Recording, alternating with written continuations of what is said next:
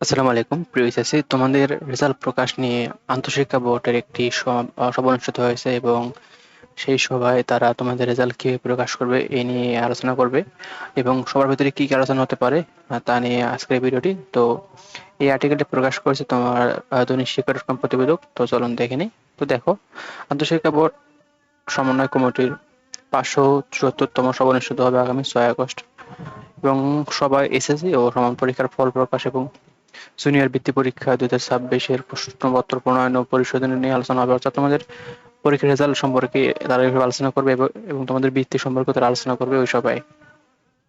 তো রোববার 2 August আন্তঃশিক্ষা board সমন্বয় কমিটির এক সভায় নোটিশে তথ্য জানা যায় এবং সব বোর্ডের চেয়ারম্যান সংশ্লিষ্টদের এসবে উপস্থিত থাকার জন্য বিশেষভাবে জানানো হয়েছে। ঢাকা বোর্ডের চেয়ারম্যান প্রফেসর সৈয়দ আখতারুজ্জামান দৈনিক শিক্ষা ডট কমকে এই তথ্য দিয়ে নিশ্চিত করেন যে তিনি বলেন, 6 আগস্ট দুটি সভা অনুষ্ঠিত হবে, একটি মাধ্যমিক ও উচ্চ মাধ্যমিক অধিদপ্তরে, অন্যটি ঢাকা শিক্ষা বোর্ডে। আমাদের বোর্ডে এই সভায় এসএসসি ও সমান পরীক্ষার ফল, জুনিয়র বৃত্তি পরীক্ষায়। তো তোমাদের এই যে সভাটা অনুষ্ঠিত হবে এই সভায় তোমাদের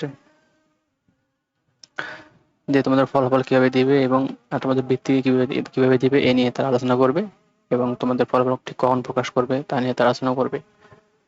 তো সবার নোটিশে বলে যে বাংলাদেশের আন্তঃশিক্ষা বোর্ডের সমন্বয় কমিটির 574তম সভায় আগামী 6 আগস্ট বেলা 11টার সময় শুরু হবে। আর এখানে তোমাদের আগে বলছি যে দুইটা বিষয় আলোচনা হবে। তো সবাই আলোচনা সূচিতে রয়েছে বিগত 26 জুলাই 573তম সভার বিবরণী, অর্থাৎ 573তম যে সভাটা সেই সভার যে কাজগুলো সেগুলো আলোচনা করা হবে এবং জুনিয়র বৃত্তি পরীক্ষা 2026-এর প্রশ্নপত্র প্রণয়ন এবং পরিশোধন সম্পর্কে আলোচনা করা হবে। তো শিক্ষার সব খবর আমি সবার আগে দিই তোমাদের। তো তোমরা যারা আমাদের চ্যানেলে নতুন তারা অবশ্যই চ্যানেলটি সাবস্ক্রাইব করবে। আর তোমাদের ফলাফল সম্পর্কিত যে সভাটায় কি আলোচনা হয়েছে তা আমরা তোমাদের অবশ্যই জানাবো। ধন্যবাদ সবাইকে।